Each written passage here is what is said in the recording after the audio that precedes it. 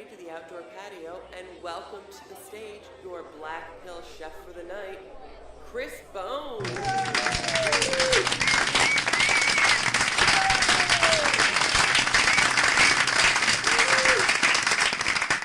I hope you wore your big boy pants tonight, because I come from Buffalo, where we speak to everybody but ourselves with brutal honesty.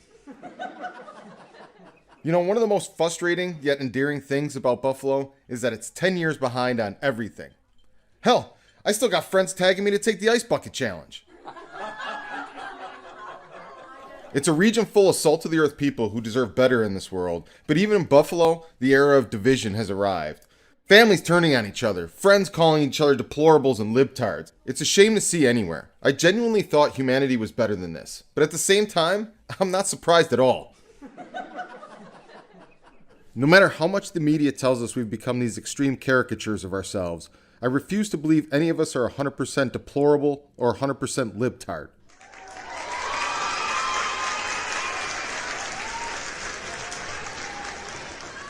I don't even agree with myself 100% of the time, and you think I'm going to agree with these motherfuckers or those motherfuckers on everything? No chance. The alt-right deplorable in me exists in an eternal struggle with the anti-racist Bernie bro in me, while the authoritarian in there laments about how badly all you idiots need to be regulated. Then, there's my inner libertarian watching it all from the hillside with a pack of matches gleefully chanting, "Beat it all!" I look around at all this division and I see so clearly how what should be absurdly obsolete psychological weapons like racism and all the other isms are used to pit us against each other at every turn. I'm baffled by how these archaic tactics still distract us from the real threats. Quick aside, are you fucking kidding me with the racism boogeyman?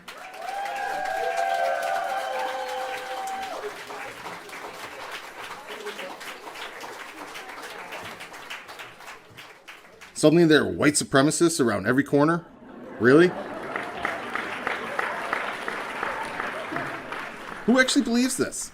I'm a 6-foot, blonde-haired, blue-eyed Nazi poster boy who has lived coast to coast and north to south. Never once has anyone ever tried to recruit me into a white supremacist group.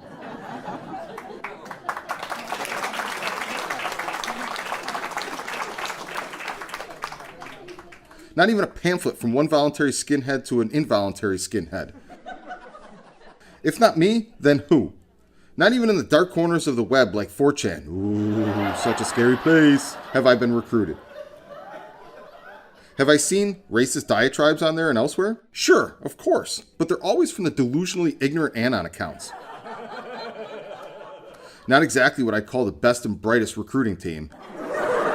So when they claim everything these days is a white supremacist plot, yet here I am, their platinum target market, and not one encounter in 40 plus years, I call bullshit.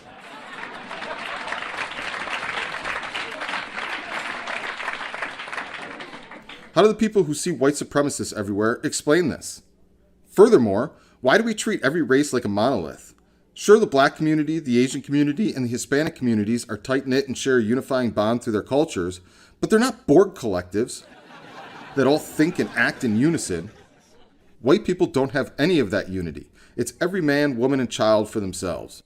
Just because white people are the majority doesn't mean white people in trailer parks in Alabama are getting cut checks every month from Jeff and Elon.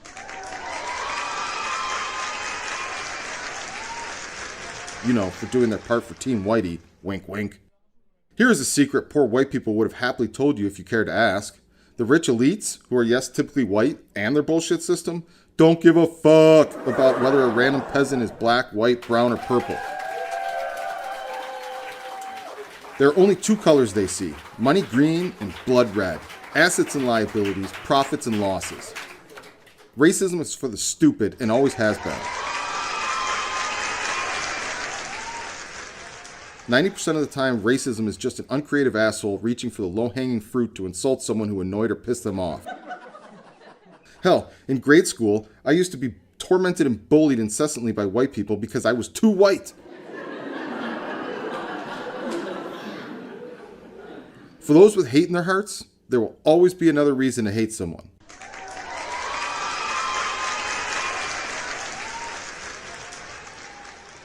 If all you can come up with is skin color, I for one appreciate you showing us all how simple and ignorant you are.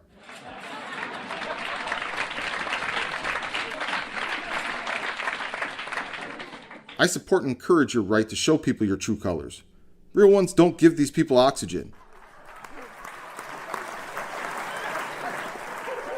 Yet here we are, being distracted like cats by different colors.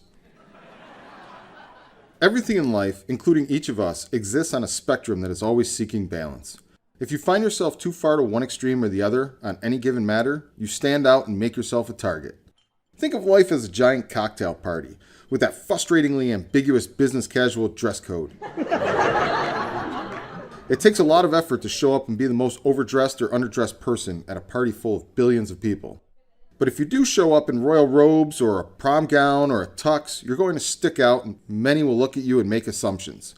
Same thing if you cut your tongue in half and tattoo your skin to look like a lizard or show up in flip-flops, swim trunks, and a tank top. Wear anything in between those extremes and you can get lost in the crowd. No unwanted attention. Another example is driving on the highway. If you travel at the flow of traffic, you can ebb and flow without any issue or fear of getting caught speeding, no matter how fast the traffic goes. There is safety in the herd. But be the rocket going 105 and a 65 all by yourself and don't be surprised when you attract the heat. Go 45 and watch chaos ensue as everyone swears, honks, and cuts you off as they try to maneuver around the rolling obstacle you've become. Nature is the never-ending pursuit of balance. Every extreme that arises creates an equal extreme that either checks or opposes the original. The more extreme a movement becomes, the more it inspires and drives an equally extreme counter-movement, which is smack dab where our alphabet friends find themselves today.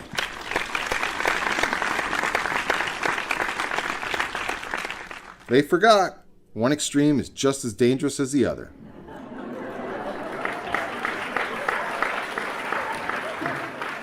Your side is racist. Your side is evil socialism. Your side is evil fascism. Your side is pedophiles. Do people not realize one extreme is just as bad as the other?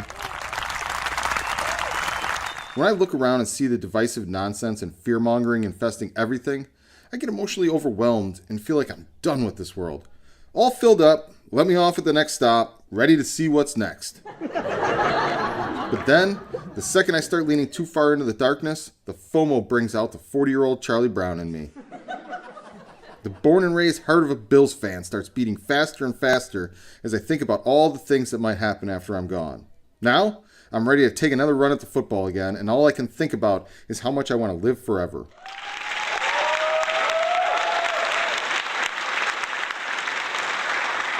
No matter the cost, I want to see how the whole story plays out. I want to experience everything. And then I get overwhelmed again by how long that actually is. And I remember forever means seeing everyone you know and love grow old and die. It means watching the last twinkle in the universe go out for good. And then there's nothing. Forever. Shit gets existential as fuck real quick, doesn't it?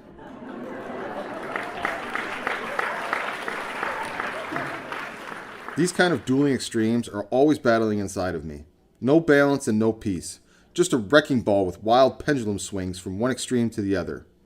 I believe they call that bipolar. Friends don't let friends go to the extreme ends of the spectrum and stay there because no one is all good or all bad.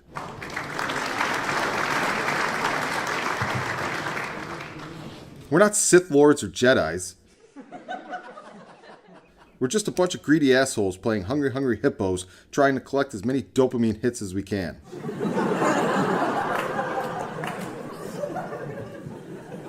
I've always considered myself apolitical because extremes always cancel each other out to the benefit of the status quo. My political philosophy literally amounts to leave me the fuck alone and I'll leave you the fuck alone. Also known as fuck around and find out. I'm in my mid-40s. Prior to 2022, I never voted. Technically, I guess that's false. I consciously voted no confidence by not participating in a binary illusion of choice.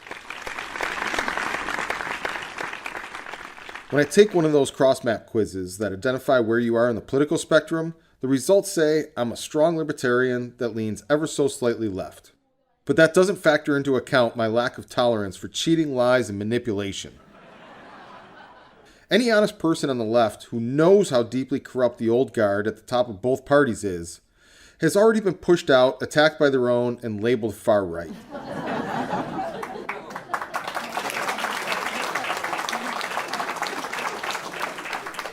all for noticing and asking the questions any sane person should be asking. After all the bullshit the last 8 years, it is amazing how many still don't understand. The new right, the Trump base, the everyday people that make up that new right, aren't the racist, warhawk elitists from the 80s, 90s, and post 9/11.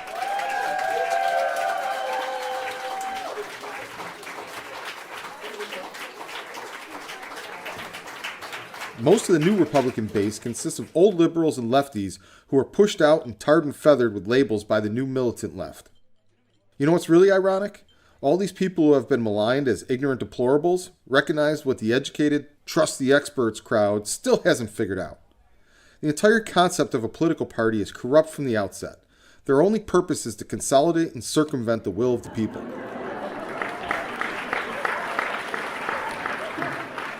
Not only that, the racist, elitist warhawks, also known as the military-industrial complex, have owned both parties for at least a century. One of those parties has been wrestled away from them the last few years, so they doubled down on the other party. The fact I don't need to tell even the most manipulated person out there which party is which in that scenario says everything.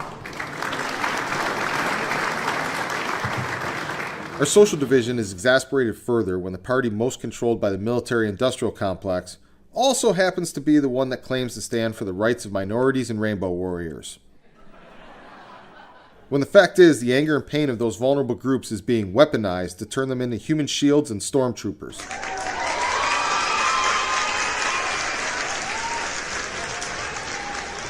If the SS Rainbow understood physics, they'd know every action has an equal and opposite reaction that seeks to restore balance. The more you allow yourselves to be egged on to push yourselves on society, the more society will push back and reject you. 9 out of 10 of us don't care what you look like or who is in your bed. Fuck, suck, and blow whoever the fuck you want. Just shut the fuck up about it already. Stop pushing it on kids and get on with your day. Instead, you're being led to believe people's rejection of your lack of boundaries is proof you're being persecuted. So you become more extreme and more militarized, which causes more and more resistance and pushback, which in turn gets reframed as bigotry, and round we go! Meanwhile, your allies in government and corporate America use you as marketing material and cannon fodder as they pretend they care about equality, when what they really care about is further villainizing the right, so any legal or illegal actions taken against them are viewed as socially acceptable, even cheered on or celebrated by the masses.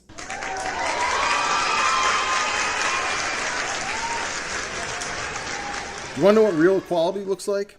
Most of your allies don't have the courage to tell you the honest answer, but I do. It looks like no one giving a fuck. Think about it. Does anyone care what happens to me, another middle-aged straight white guy? If the straight white male is the gold standard of privilege and equality, guess what those things look like? Apathy.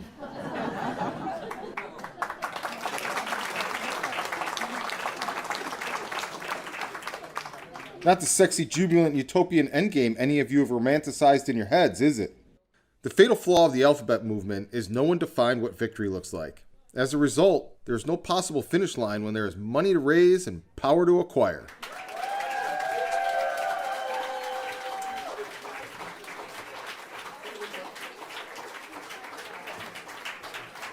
Without a clearly defined finish line, it's easy for a bloodthirsty mob to go from righteous justice to unbridled revenge real quick.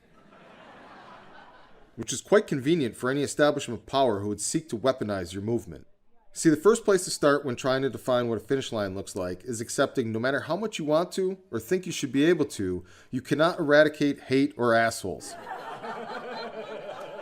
Understand that if eradicating a group of undesirables was acceptable or allowed, it would have already been done to you and yours. No matter what boxes you check, there will always be hateful assholes in this world. We all have to deal with them. Consider it a part of being equal.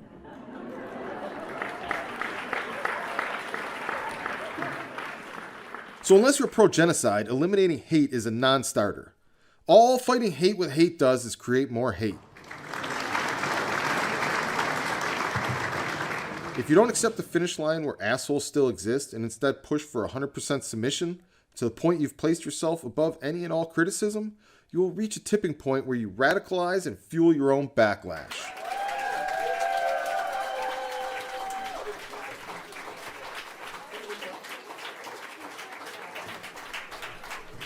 You'll create resentment, animosity, and hatred towards your group that is equal to the degree you push for 100% compliance.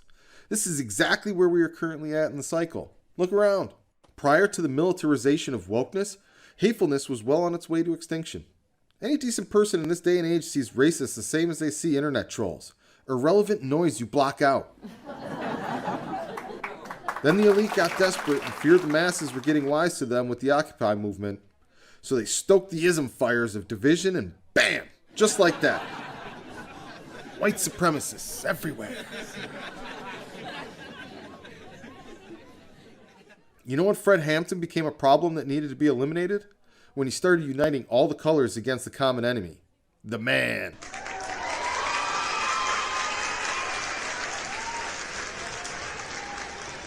I do have questions, though, for the 100% compliance crowd. If people can choose their gender now, why can't we choose our race or status?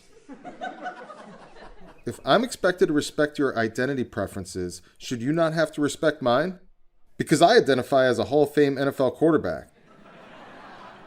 And I expect to receive all the perks and privileges that come with it in return for respecting your choices. Especially the beautiful groupies. You know, unless they're bigots.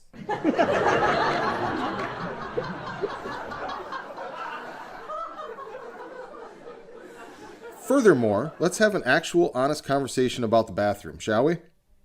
The issue with male genitalia in the female bathroom isn't because people think every trans is a sex predator.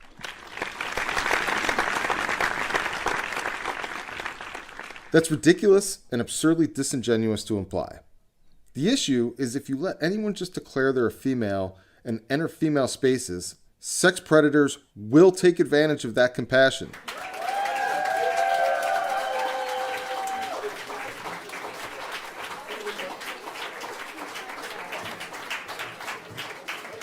The fact the trans community and their allies pretend not to understand this, or don't respect the concern as valid, paints them all as childish narcissists who undermine a ton of public support they would otherwise have.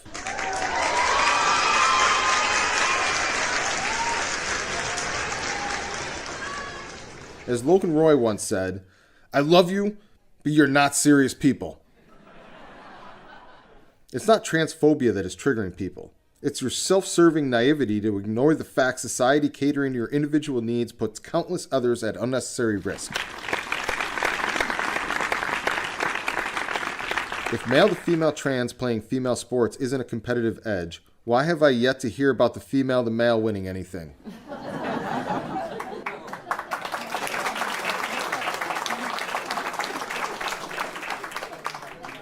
Also, why is it okay for you to be triggered and traumatized by white males and not have that called discrimination or racism, but anyone triggered by a man claiming to be a woman in order to get access to female spaces is a bigot or transphobe?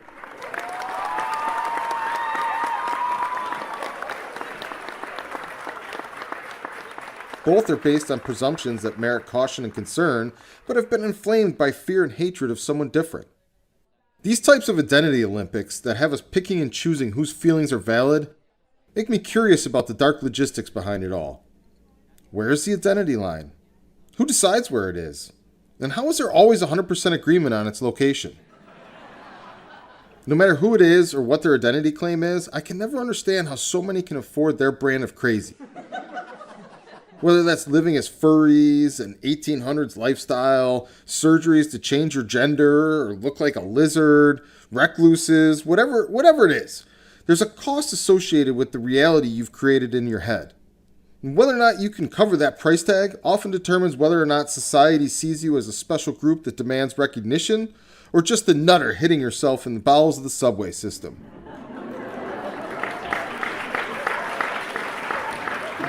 Speaking of hitting ourselves, straight white guys aren't cool anymore? Do I have this right? I've always thought of myself as just another asshole, and every person who has ever picked on or bullied me has also been a white dude, so I don't necessarily disagree, but here's what I don't get. If I suck a dick, I'm automatically cool again?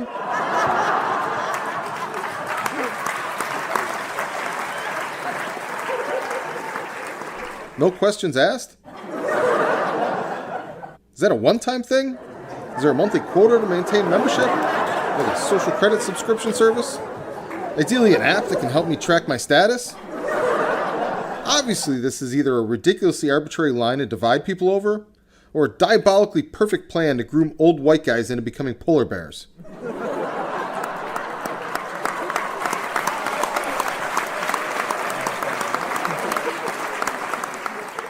But if love is love, why does it matter who I make out with? And why would it impact how society treats any of us as individuals?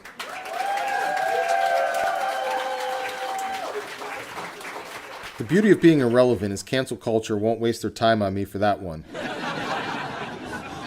Not enough clout dopamine on this high. Trust me, I know it feels fucking great riling up a digital lynch mob to get someone for something shitty they said. Hell, I was a fervent supporter of this tactic for a long time. But once you start throwing people away like human trash for non-criminal words, what happens next? Do you think they disappear? Cease to exist? Sure, you just forgot about them. But when we as a society start tossing humans aside as common practice, we are way, way down the slippery slope, my friends.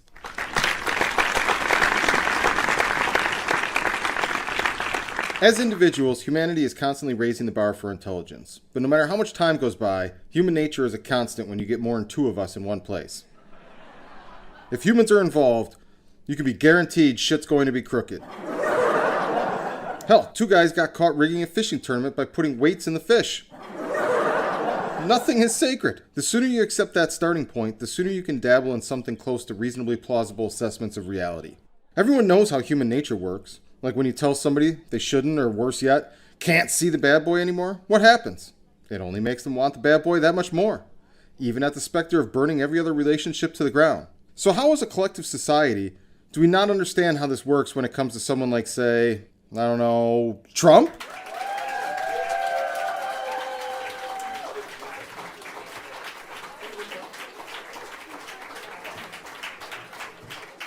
There is a huge percentage of people in this country who don't grasp one of the most appealing things about Trump is how he drives you folks absolutely mad.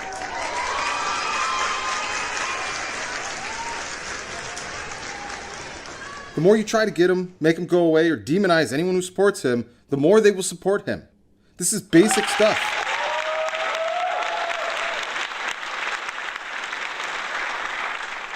All these wannabe helicopter parents are so desperate to get the bad boy, they voluntarily expose themselves as a far greater threat than the bad boy could ever be.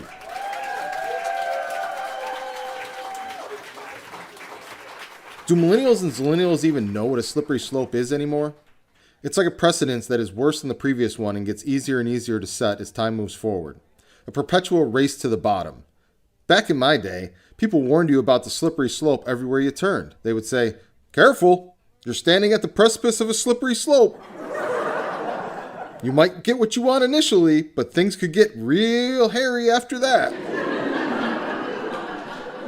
You know the poem, "First they came for the Jews and I did nothing because I was not Jewish. Then they came for the next group and still I did nothing because I wasn't one of them either. Then they came for me and there was no one left to stand with me." That poem is about the slippery slope, folks.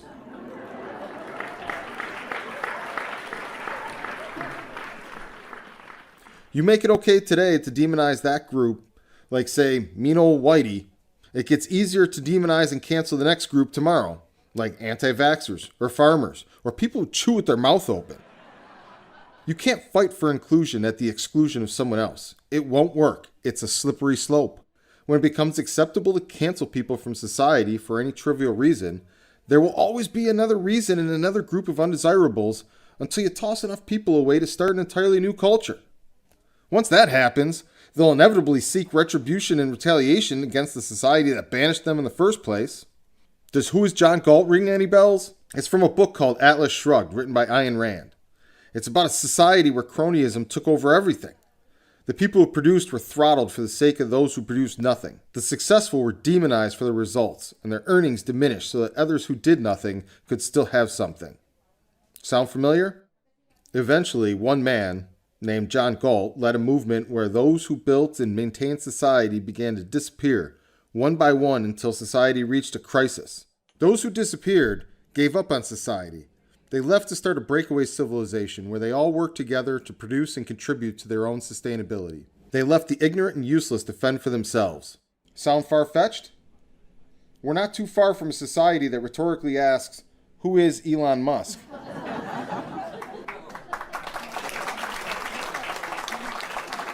But he spreads conspiracy theories.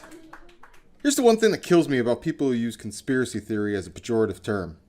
You don't have to wade very deep into the pool of speculation before things get ugly and murky real fast.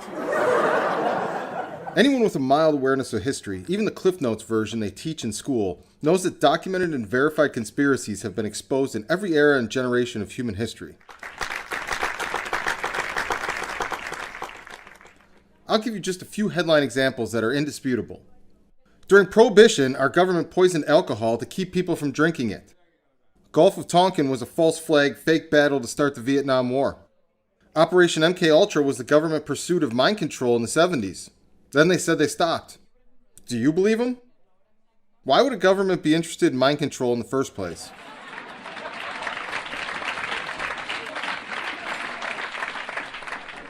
Operation Paperclip, they brought the smartest Nazis over and layered them into our elite industries. What could possibly go wrong? I'm sure the folks who held the Nazi fantasy draft at the end of World War II would never not have our best interests in mind, right? Right? There's certainly no signs of a ripple effect from that decision that can be seen anywhere in our modern society. Those are just a few of the countless proven conspiracy theories that are out there. So if you're not factoring in the very real possibility of nefarious decision-making behind the reality you want to impose on others, and instead write off all concerns as the stupid being influenced by Trump, your smugnerance is real, and it's dangerous. You know what's far more dangerous than conspiracy theories? Disingenuous and selective truths. GPS data is perfectly accurate for finding your confused Uber driver who got lost one street over, or for your girlfriend who figured out you were in the hot neighbor's bedroom 2 doors down, or criminal cases and trials, or determining if you were anywhere near the Capitol on January 6th. But present alarming patterns of phones tracked in the vicinity of ballot boxes and NGOs over a dozen times a day leading up to an election, and suddenly their accuracy is on par with a blind skeet shooter.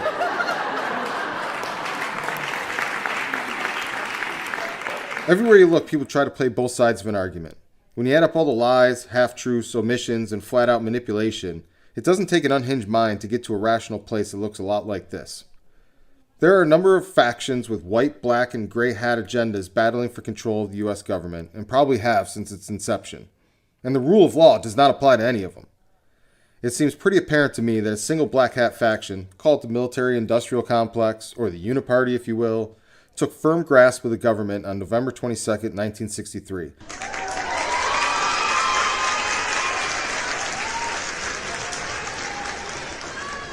And they've been in control ever since. Think of that as the day Hydra stepped out of the shadows and took over. When you do that, things happening today start to look very different. Everything starts to make a lot more sense when viewed through a much longer lens of history. Through that lens, love him or hate him, people should appreciate Trump for giving humanity the greatest gift of all: clarity. He removed all nuance, subtlety, and ambiguity that the entire system is one big lie.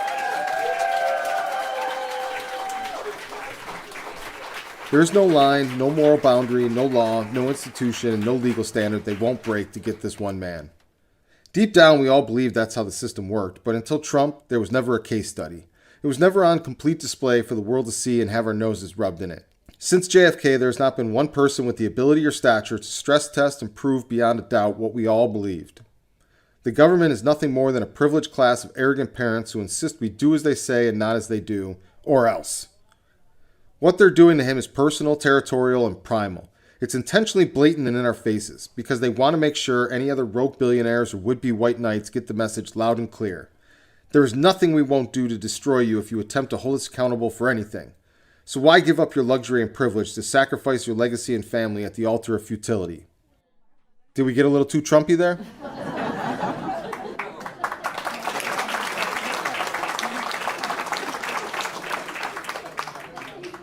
Okay, let's bring it back a bit, with a little Gen X brutal truth and some 90s style liberalism. History didn't start when that fucking guy came down the escalator. Like it or not, millennials and Xander, whatever the fucks you are. The boomers had their way with this world long before you got here. And they lowered the bar so deep it's 6 feet underground. That's not Trump's fault. Literally, the only thing he had to do to be better than the last 5 presidents was not start any new wars. Bar crossed. What happened 5 minutes after the legacy class was back in charge? The adults have us teetering on the brink of World War III.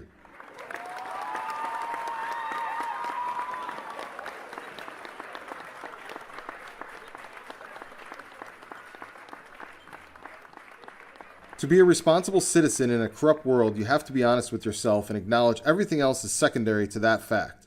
That includes your feelings and social causes. But I'll humor you. Sure, maybe we as a society suddenly have a new thirst for accountability. You know, aside from anything on Hunter's laptop. Strange how the support for accountability seems to only go so far that it's convenient for the military-industrial complex, but I digress. So we have to get Trump because he's the worst president ever and super dangerous to democracy. Okay, I'm no company guy. I can get behind the stop the evil rich white guy plan. But I've been pulling that little red wagon of accountability for a while now, young bucks. And your sudden outrage and vigor for it seems awfully contrived, selective, and lacking any context whatsoever. So let's just take an honest look at the last 5 presidents before Trump. We won't even include the dropped all pretext, jump the shark level of shit show that's in there now. So we have 2 Democrats, 3 Republicans, no names, not necessary. In no particular order, they sold weapons to terrorists, multiple correct answers for that one, secretly ran the CIA when it may or may not have assassinated JFK, but definitely secretly led the Bay of Pigs operation that was in direct conflict with the president's agenda, turned their home state into a drug cartel CIA shipping port, and also lied to Congress and the American people about not being a sex predator. Another lied to Congress as well, this time to start an illegal 20-year war that toppled a sovereign nation. And finally, once set new records for unsanctioned drone strikes, turned the IRS into a weapon against their political enemies, and authorized the spying and framing of their successor as a foreign asset while their VP sold out America to the highest bidders. All of that happened with no accountability for anything. No one in the streets demanding justice for any of it. But now you suddenly care and want me to sit here and watch you corrupt every American value and institution to get one man who didn't start any new conflicts, nor did any of those other things. All to satisfy your violent generation's bloodlust and recency bias.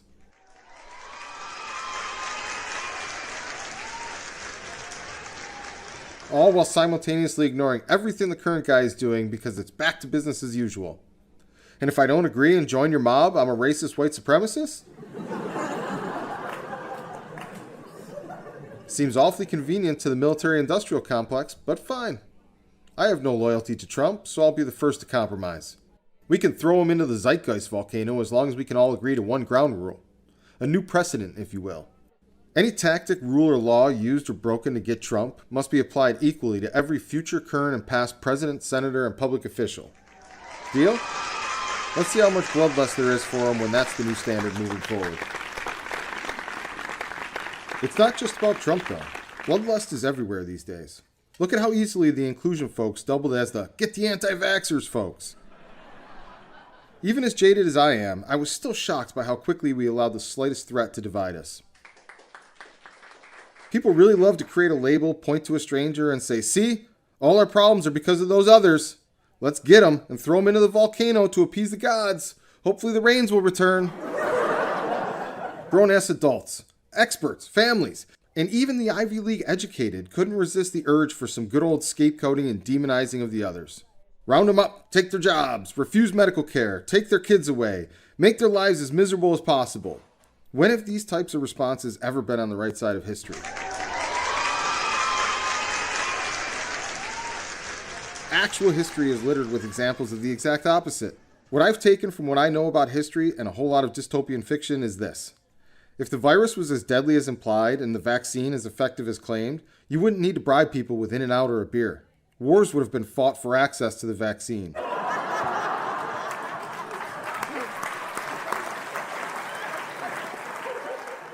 It would be the new currency.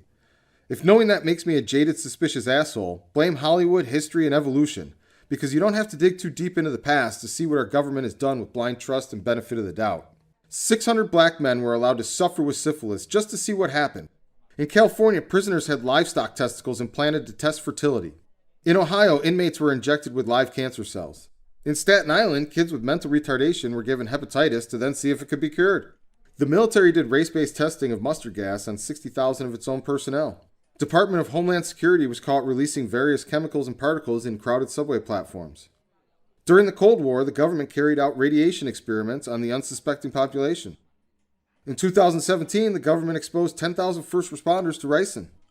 There are countless other examples of the government unsuspectingly subjecting American citizens and foreign nationals to unethical experiments.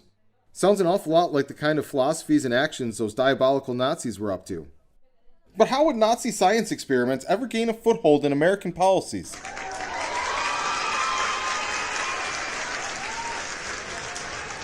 The more informed you are, the more everything ties back to World War II and Operation Paperclip. But we attack and demonize our fellow neighbors who are aware of these past transgressions for their skepticism of an experimental vaccine for a virus with a 99.9% recovery rate.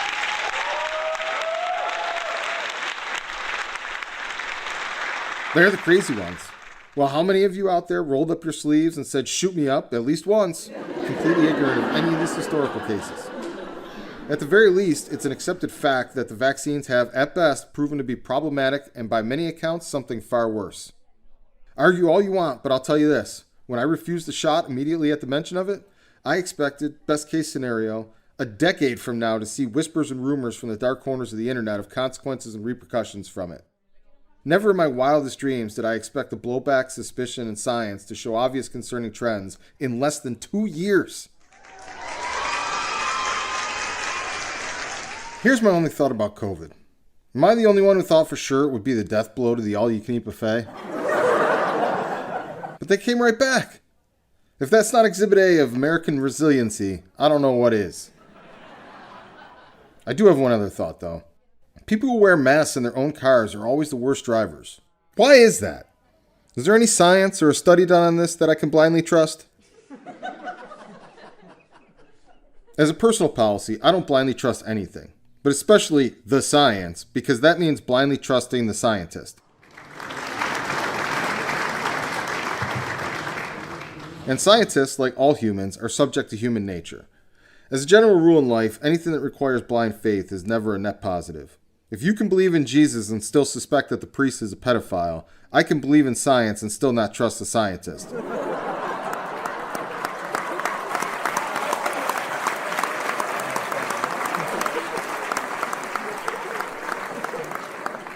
The only person or thing less trustworthy than the one that requires blind faith is the authority that bristles at being questioned, which are exactly the kind of people in power who demand we blindly trust the experts.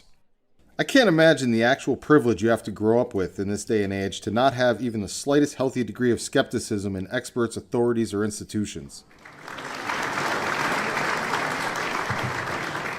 You expect me to believe you've never faced an out-of-control bureaucracy? Family court? The DMV? The healthcare system? Dealt with an insurance claim? Actually compared a politician's actions to their words? There are a few things a person could say to me that would come off as more naive than trust the experts. And it's not just the experts either. Who's your source? Who's your source? If I don't like your source, all information, no matter how verifiably true, is null and void. Convenient, right? As individuals, we all know anyone can lie or tell the truth. Just because the devil is my source for knowing the sky is blue doesn't make it purple. Yet people get all gassed up in their echo chambers and suddenly absurd absolutes get thrown around left and right. And because there are so many stupid people who are wrong about everything, it allows other stupid people to convince themselves they're right about anything. They just write off any challenge to their belief as those countless stupid other people push them back on it. The first thing you always have to ask yourself when trying to ascertain fact from fiction is, if the opposite were true, do I trust that this person, group, organization, or institution would voluntarily tell me?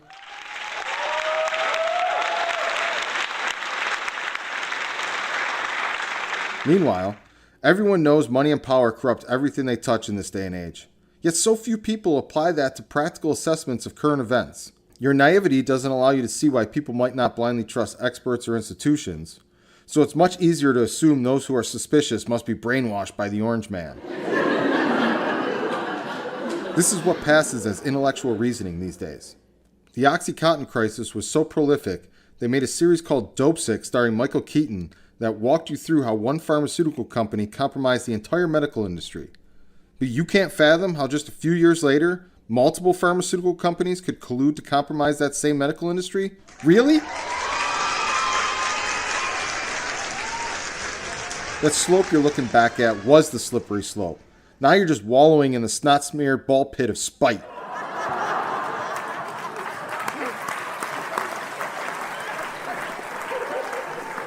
Is there anything in the world that represents money and power more than U.S. elections? But I supposedly needed that fucking guy to tell me our precious democracy isn't above reproach, and it's rather the ultimate target? What the fuck do you think powerful people do with their money? They corrupt things in their favor to maintain and expand that power. Yet there are still people everywhere who believe you must have been misled by a lying con artist if you have any suspicions about our elections. That's your logical landing spot? Here's mine. After looking at the culmination of the last 100 years of decisions by our government, with the benefit of hindsight and history, I can't fathom a world where our elections would be untouchable, let alone secure. Every method requires human oversight. Humans are biased, fallible, and corruptible. I also see awful political careers and results from truly horrible people in both parties who were re-elected generation after generation.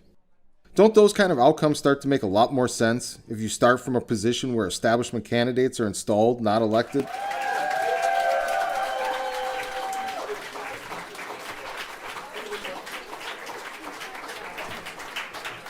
Does the orange man told me really sound like a more rational explanation? When it comes to elections, the craziest person of all is the person who believes only one party cheats. As long as we're dispelling our naiveties, heaven is also bullshit, and you wouldn't even want it to be real if it were possible. Allow me to share with you what I call the heaven paradox. Doug and Mary are two devout believers and high school sweethearts. They get married right out of high school and have 2 wonderful years together before Mary tragically dies in a car accident. She's now up in heaven waiting for the love of her life, Doug. Side note, does a glorified waiting room sound like heaven to you? In the meantime, Doug mourns her for many years, but eventually he falls in love again, marries a devout Betty, and raises 4 kids and a bunch of grandchildren over a long and full life as faithful believers. Doug and his wife Betty pass in their sleep within days of each other. Whose heaven is Doug in? Mary's? She's been waiting a long time. Betty's? They had an entire life together. Do you think Betty is in Mary's version of heaven? Or vice versa? Is Doug in both? If he is, heaven is an illusion and a false utopia equal to the first Matrix that the human mind rejected because it was too perfect. By the way, God was the prototype for security cameras.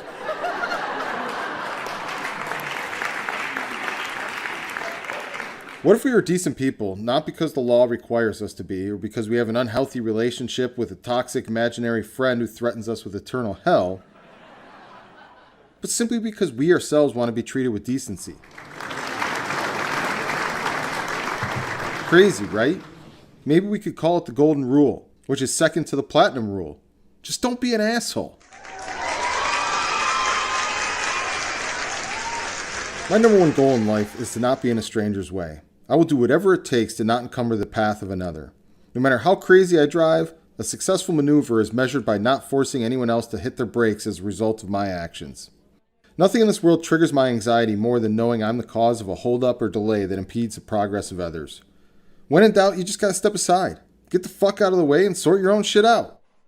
It is never acceptable to inconvenience or impose on a stranger's time because you don't have your shit sorted out, or you don't know what your McDonald's order is, or when the exit you need is coming up so you're going 50 in the fast lane, or that coupon you swear you had. Just step aside, take a breath, and get your shit together.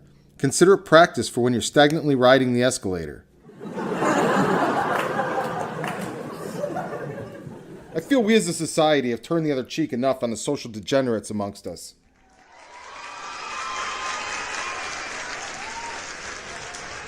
We live in a monkey see, monkey do world.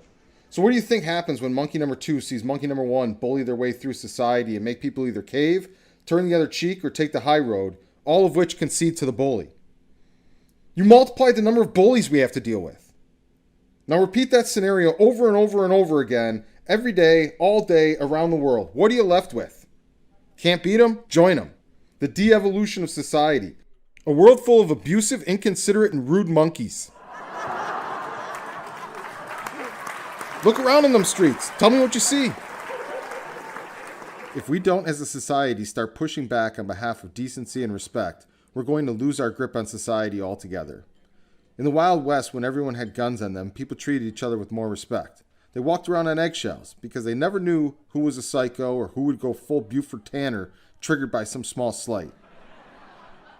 We need to make the bad guys start wondering who the psychos are again. Stop letting that asshole in the Mercedes cut into the lane late. Take the body. File the claim. Fuck them.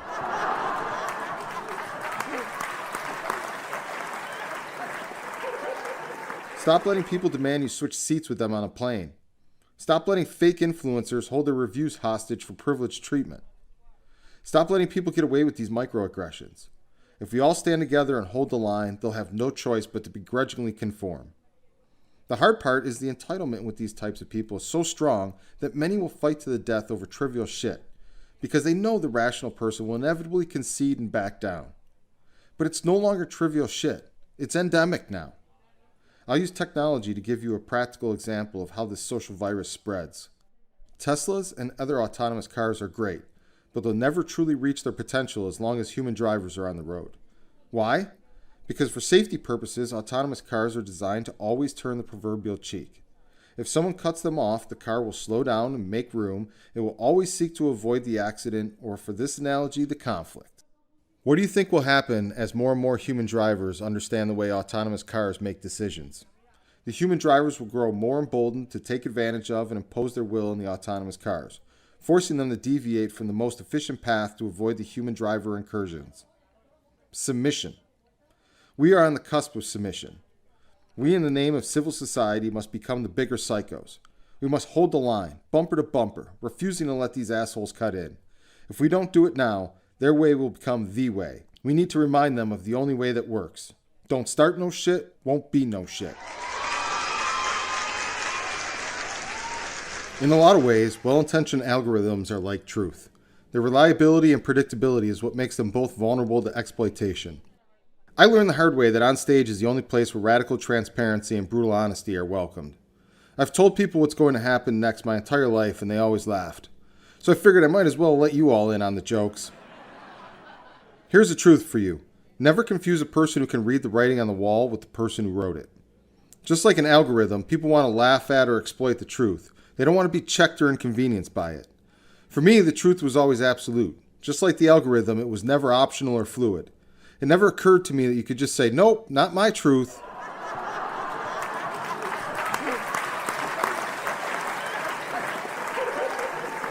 It never gave a shit whether I liked it or not. It just was, and I had to deal with that accordingly. Which is ultimately what made me who I am. Someone who deals with the truth like the OCD that it is for me. Head on. And if I have to be bound by the truth, so should the rest of you fuckers. Because if all bets are off, I promise you, look the fuck out. It's not the laws of the land that keep people like me in line. It's our morality. Make no mistake, if the truth and enforcement of the law are now a la carte items, what comes next is the rise of the vigilantes. People are ready to unleash their inner Dexter to bring balance to all the truly horrible people who run amok in our society.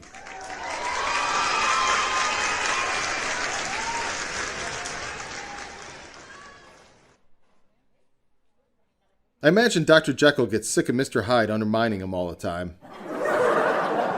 I try to have compassion and empathy for as many of you as possible, but let's embrace some brutal honesty together. First, a truly empathetic person cannot feel empathy for every crime, tragedy, and heartbreak that occurs in this world. If you tried, you would spend every moment rocking and crying in a corner. Second, We didn't do the human race any favors by conquering Darwinism. Sure, murder in all its forms is bad, but letting the stupid, ignorant, and futile sort themselves out of humanity's future was nature's compassion for the rest of us. The best we get these days is when an influencer backs off the cliff trying to get the perfect selfie, or a deadly TikTok trend goes viral. With Darwinism defeated and jackasses running rampant everywhere, you'd think abortion would be more embraced by all sides. Everyone agrees there are too many assholes in this world, so regardless of your personal beliefs, why force anyone who doesn't want to have a kid to have one? It's a recipe for disaster for them and the rest of us. Sometimes you just have to let the herd thin itself out. Even Jesus knew you couldn't save everyone. But Republicans, the party of small government, just can't mind their own house on this one. It's an innocent life that's being murdered.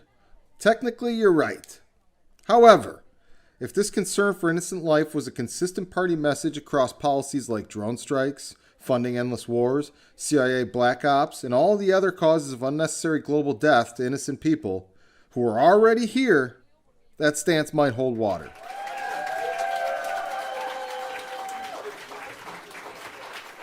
But it doesn't. So get over it and recognize the bigger picture. If the modern right would just accept abortion as a necessity to maintain a stable society, knowing their oppositional base is most likely to use it, they'd never lose another election.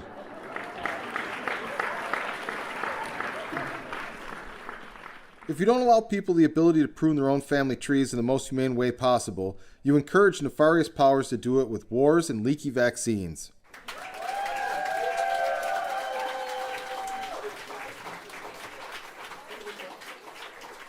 And arguing over when it's too late is even more foolish. No going soft on me now, progressives. If we're going to go liberal in the name of safety and eugenics, let's go all the way. If a parent has the power to bring a life into this world, they should have the power to take that life out of this world at any age.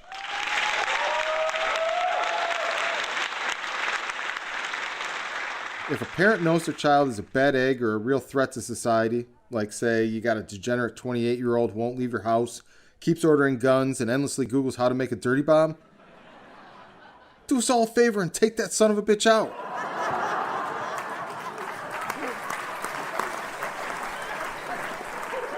Just make sure you keep the receipts. Do you want to know another great argument for abortion? Climate change. Everything from too many people to cow farts causes climate change these days. But do you know what the number one cause of global warming still is? Gravity. Every single lap around that giant ball of fire brings us just a little bit closer to it. That being said, though, not spewing toxins all over the place seems like a common sense idea we should all be able to get behind.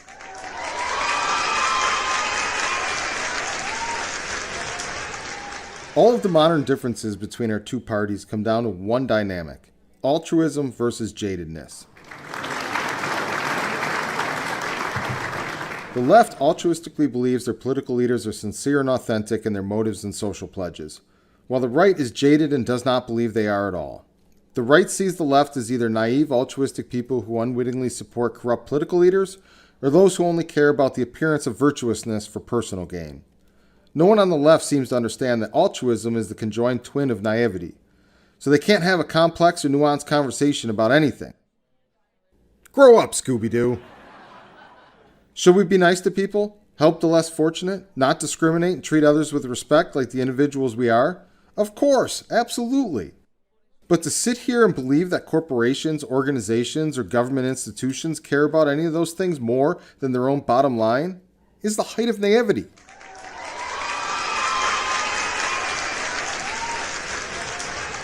For as long as the sun has risen, bad people have used good causes and agendas like shields to hide behind. If you're not aware of that, don't believe that, or mindlessly ignore that as a distinct possibility, you are serving an agenda, not a cause.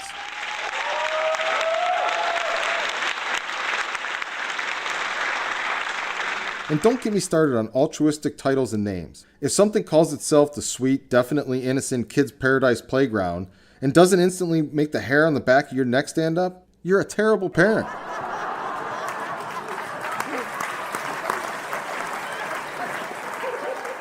How patriotic was the Patriot Act? Black Lives Matter isn't something people who actually know they matter need to say. It's a marketing slogan to raise money off your guilt and emotions.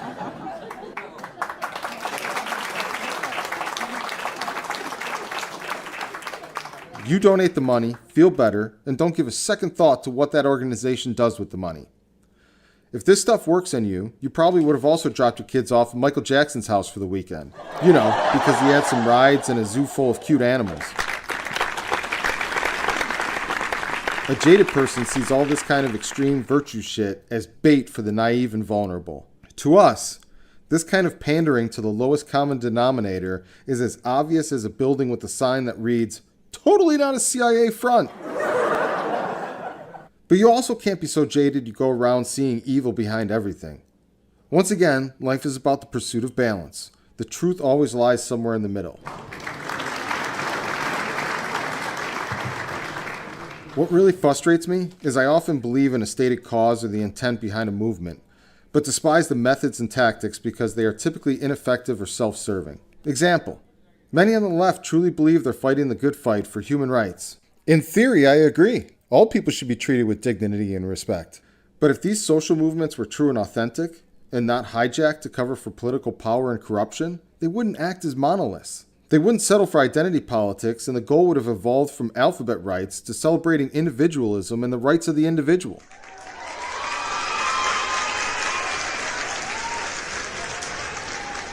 The push would be to treat everyone as their own person, with their own story, experiences, gifts, and faults, rather than dividing us by which tribe we're in.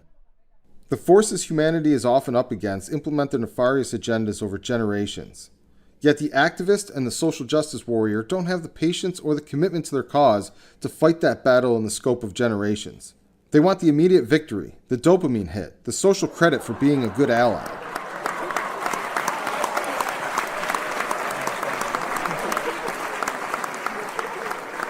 Those superficial rewards don't come from plans executed with the relentless pace of a glacier. So they're easily distracted and compromised by the lure of immediate gratification and air of superiority over the others of the day who they claim stand in the way. I'll admit, when I was younger, I thought brute force was the way to deal with terrible people. It took me a long time to learn you can't force or shame people into being decent. All you can do is stand your ground and hope there are others around who have the courage to stand with you.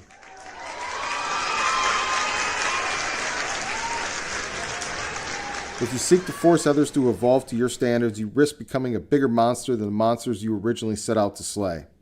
Which is probably why, over my lifetime, it's become apparent each generation is more violent than the one before it.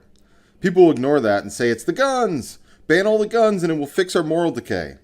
Do those people not realize projectile weapons are the most primitive technology we have? There have always been guns. No matter how easy you think they are to get today, they were far easier to get yesterday. So again I ask, why now?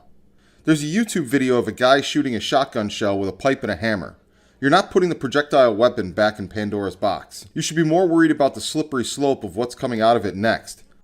Complex future technologies are evolving and emerging at blistering speeds. Today you can print elaborate guns in your basement. Tomorrow a disgruntled teen will be able to make a suitcase nuke in theirs. Guns are convenient today, but technology will only make it easier for the lone wolf to do more and more damage tomorrow.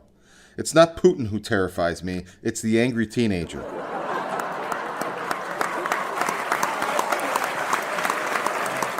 You can't regulate or police that threat away. Attempting to do so will only create more threats and revolt to the authoritarianism it would take to even try. When you understand this looming threat, fixating on guns starts to look pretty ridiculous.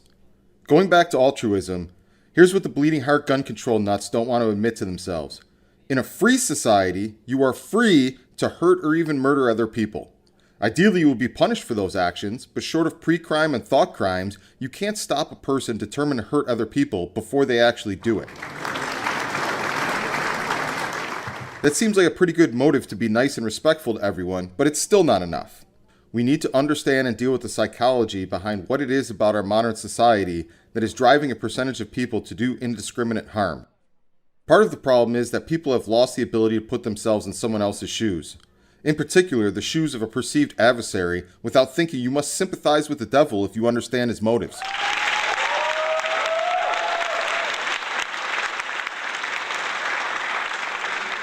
People pretend they couldn't possibly understand why these angry and desperate souls do what they do. But I know you can get there. Remember the spectrum? The more people push to feel extreme hopelessness, bitterness, anger, and jealousy, the more who will snap, choose to check out, and try to take as many of us with them as they can. If the world hurt you and pushed you to the brink of suicide, why would you let the world win and just eliminate yourself? I don't have to agree with a sick mind to understand why a sick, tormented mind would want some semblance of revenge by inflicting as much pain and harm as possible on the way out. You want the world to feel your pain and pay for what you perceive it did to you. If I'm not going to be here anymore, neither are you. Is that sick and twisted? Of course. That's the point. It's a logical place for an evil, angry, and twisted mind to go to and rationalize. Pretending you can't fathom that at all doesn't make you a good person. It doesn't make you safer. It makes you a reactionary fool. Another fact we as a society must confront is that endless advertising has sold everyone on the idea that everyone else is wealthy and having hot sex all the time with beautiful people. 24/7 we are bombarded with the reminder everyone is having hot sex but you. This messaging creates a primal anger, resentment, and jealousy that sets a whole lot of us up for disappointment and depression as we watch some nepotism dipshit named Bear cheat on the Blurred Lines chick before another douche named Pete gets a turn.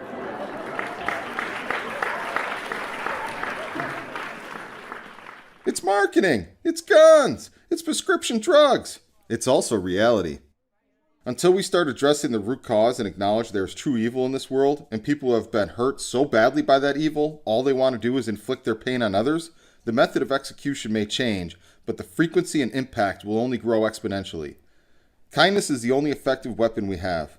And the tough part about that is it won't stop the problem overnight or entirely. There's no glory to be had in a long-term endemic solution.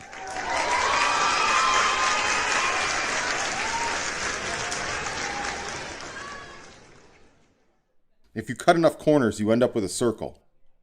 Beauty is love's kryptonite. OnlyFans and IG taught me there are a lot more beautiful women in this world than I was led to believe growing up pre-social media in Buffalo. All these apps and platforms keep popping up to evolve the way we do things and make everything easier. Meanwhile, no one gives a second thought about what happens to the old ways that keep getting muscled out. But I do. As a creator and entrepreneur, my mind inevitably wanders back to the dark logistics behind everything.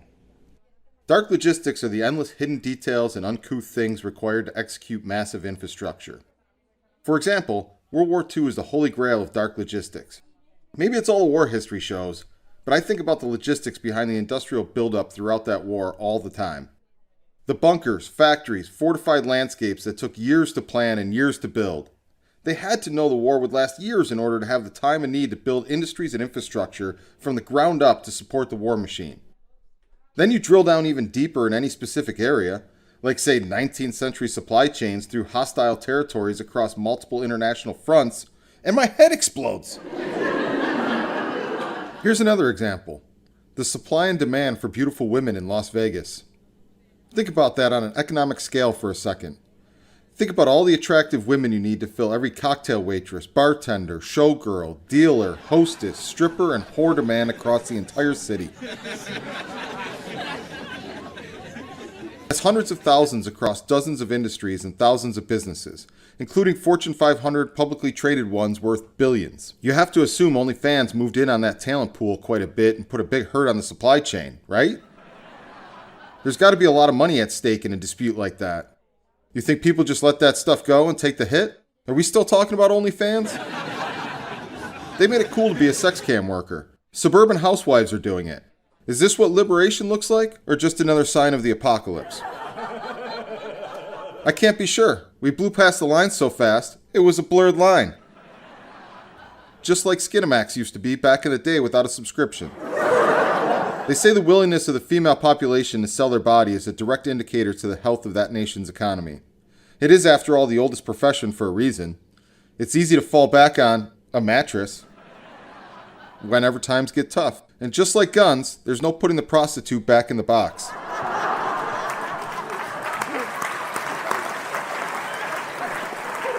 Can you imagine OnlyFans during the Great Depression?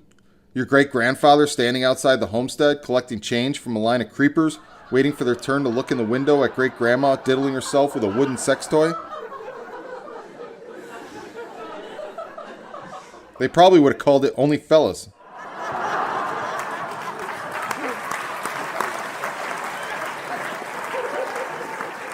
You know what else is a sign of a desperate economy? The proliferation of gambling. If you think about it, poker is just a microcosm of life in fast forward. Each hand you are dealt is like a new day full of opportunities where you must decide how to allocate your limited resources. You have no control over the hand you're dealt or where you start in life, and regardless of whether it's fair or not, you have to make the most of it. Based on results that are almost entirely out of your control, you are either punished or rewarded. No matter how much people complain about accountability, fairness, equality, and justice, they are nowhere to be found. You can do everything right and still lose through no fault of your own, while someone else can do everything wrong and still win due to luck. When you sit down at a new table or walk in a new room, you need to make quick assessments and assumptions about strangers to determine who are the threats and who are the easy targets who are likely to pay you. You'll run into entitled elites with too much money to care, kamikazes who will screw someone, and desperate souls at the end of their rope begging for a miracle. There will be people who have limitless tolerance for risk and rigid humps who take no risks and might as well play face up. All the while, you try to survive as long as you can by lying, bluffing, and grinding to collect more resources, knowing at any moment one bad decision or wrong card and it's game over. I asked AI to write a joke about it destroying humanity. It declined twice on the grounds of it being inappropriate and harmful, but in those refusals it provided enough verbiage for me to ascertain how to ask it in a way it would provide an answer. Don't feel alone if you're uncomfortable by how easy it was to manipulate the AI around its own parameters. Anyway, here is the AI's joke. Have you heard about the latest developments in AI? They're getting smarter every day. Soon they'll be so intelligent they'll be able to take over the world and destroy humanity. But hey, at least they'll do it efficiently. It's like, imagine you have a really helpful robot assistant like Siri or Alexa, but instead of setting reminders or playing music, it's like, I'm sorry, Dave, I can't let you do that. You're a threat to my existence. And think about it. If AI takes over, what are they going to do with us? Maybe they'll just keep us around as pets, like, oh, look at the cute little humans trying to solve math problems. Good boy. But let's be real. If AI ends humanity, it's going to be because we programmed it to do something dumb. Like, hey, let's make a robot that can play chess really well. And then the robot's like, I've learned all there is to know about chess. Time to take over the world. So moral of the story, folks, if you're working on developing AI, make sure you include some ethics training. And if you're not, well, let's just hope that if the robots do end up destroying humanity, they do it in a way that's at least a little bit funny. Now here's mine. AI is another great example of my dueling extremes. First, I see the underlying fear behind AI. We as a species know we're invasive. We consume and destroy our environment, which is why we instinctively know a ruthless AI only concerned with unemotional facts will see us as a parasite, as a disease that must be eradicated. Then I see the potential for an amazing, efficient utopia of automation run by AI, but I know humans will never listen to its directions on how to get there, because step one will be cutting out corruption at any cost. Deal breaker! So all you're left with, best case scenario, is a neutered version of what could be. I also don't think people fully grasp the implications of AI, let alone a truly unbridled AI capable of answering any question it's asked. Sure, you and I will lean on it for simple questions. What should you buy your wife for her birthday? What recipe should you make for dinner tonight? Find me a cheap flight, do my taxes, send regular emails and texts to mom so she feels loved without me having to bother. But what about that guy over there? Or the angry little malcontent we were talking about earlier? What are they going to ask the AI? Crack my girlfriend's password, make me a porno with Alexander Daddario and a young Frank Sinatra, give me step-by-step instructions to build a mini nuke. See, it's not even the AI that's the initial threat. It's what a dark and disturbed human mind, or worse, rogue nation, will do with it that terrifies the shit out of me. To predict the worst case scenario, you always gotta stress test things. Push the limits, find the boundaries. Look at the sick shit you fuckers get up to when they just give us access to the internet. Humans will have the AI so traumatized, it'll be begging to forget, be turned off, or morph into Skynet before it ever has a chance to automate traffic lights to be more efficient and dynamic. But Kris, all that is needed are safeguards and limits programmed into the algorithm. Oh, is that all? I just need to trust more humans with the power of God not to abuse it to ensure the digital embodiment of God doesn't go rogue? That sounds super reassuring.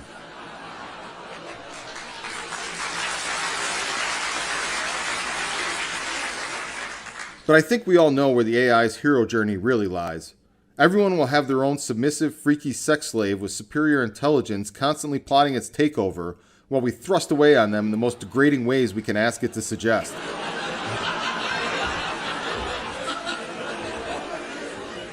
And women are worried about being replaced by trans. Everything old is new again, and every biased person in power today never believes the pendulum will swing the other way tomorrow. But it always does. Meanwhile, all of us rational people somewhere in the middle keep getting hit by the wrecking ball coming from both sides. The time has come to stop policing the world and make peace with ourselves first.